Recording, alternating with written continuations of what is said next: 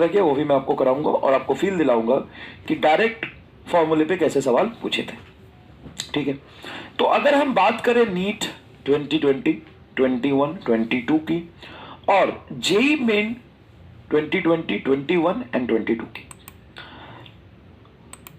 तो इसमें फिजिक्स का पेपर डायरेक्टली फॉर्मूला बेस्ड पूछा गया था। अब बारी थी 23 की। 2023 में पेपर कैसा होगा?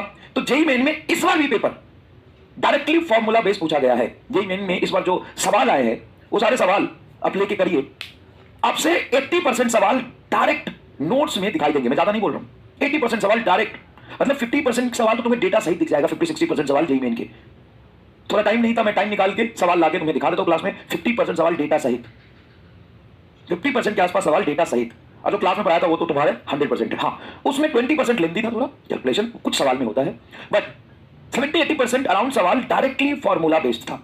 अब इससे हमें क्या सीखने को मिलता है? इससे हमें सीखने को मिलता है कि नीट 23 का भी पेपर जो होगा वो ज्यादा चांस है कि फॉर्मूला बेस्ड ही पेपर हो। फॉर्मूला बेस्ड पेपर हो, मेजोरिटी पेपर इजी होगा।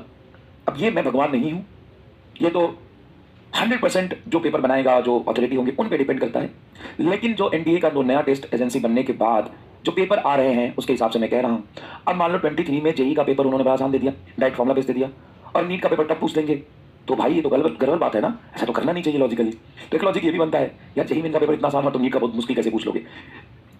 15, 16, 17 के आसपास, 14 के आसपास जो पेपर था जेई नीट का, वो अभी के जेई मेन के पेपर से कहीं ज्यादा टफ था, कई ज्यादा टफ हुआ करता था। 2018 का पेपर देखो, 17 का, 16 का, 15 का, वो अभी के जेई मेन के पेपर से बहुत टफ हुआ करता था, बहुत टफ हुआ करता था।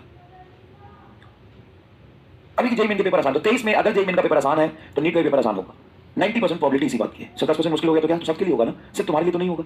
अब तुम 90% प्रोबेबिलिटी के लिए काम करोगे, चलो 90% प्रोबेबिलिटी के लिए काम करते हैं। तो अगर 90% प्रोबेबिलिटी के लिए काम करें तो आप याद रखिए 70% सवाल नीट 23 में डायरेक्ट फॉर्मुला बेस्ड होने वाला है। मैं आपको पहले बता दिया।